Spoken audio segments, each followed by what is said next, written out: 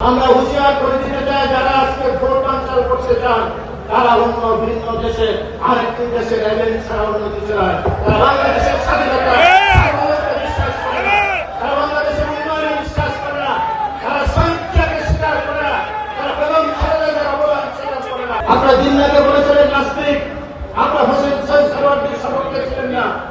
আপনাদের যে কয়টি আসামি ছিল সেদিন আপনারা ভোট দিয়েছেন অবিভক্ত ভারতের পক্ষে, জওহরলাল নেহরুর পক্ষে, মহাত্মা গান্ধীর পক্ষে ভোট দিয়েছেন। আপনারা জিন্না সরওয়ার্দীর পক্ষে ভোট দেন নাই, আপনারা ভোট দিয়েছিলেন অবিভক্ত ভারতের পক্ষে। আবার 1971 সালে আপনারা দেশের মানুষের স্বাধীনতার সপক্ষে ছিলেন না।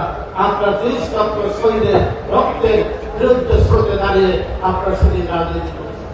তাই আমরা বলতে চাই, আপনাদের আজকে আবার আপনারা 96 সালে আপনার বেগম খালেদা জিয়ার বিরুদ্ধে আন্দোলন সংগ্রাম করে শেখ হাসিনাকে বাংলাদেশের রাষ্ট্রীয় ক্ষমতা এনেছেন। জামাত বিএনপির সাথে বাইরে আপনি 3টি আসন পেয়েছেন।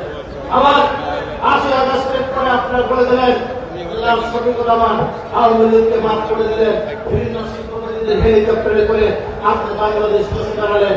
আজকে বলছেন আবার পিআর পদ্ধতি নিয়ে আসছেন মানুষের সামনে, ভোট করতে দেবেন না। আপনাদের ভোট করতে দেওয়া না দেওয়া এটা সরকার এবং সেনাবাহিনী নির্বাচন কমিশনের দায়িত্ব, এটা আপনাদের।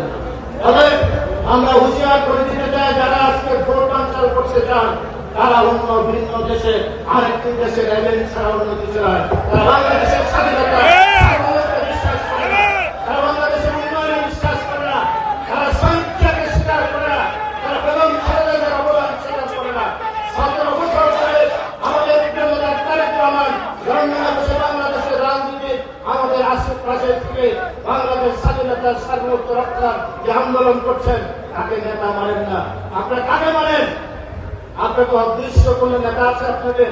আপনার মেয়ের মা বোনদের কাছে গ্রামে গিয়ে বলেন জামাত ইসলাম বলে আপনি বেহেশতে চলে যাবেন।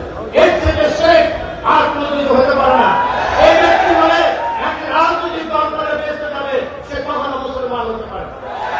অতএব আগামী দিনে এদেশে আমরা এই দেশকে ইরাক বানাতে চাই না, আমরা এই দেশকে সিরিয়া বানাতে চাই না, আমরা এই দেশকে আফগানিস্তান বানাতে চাই না।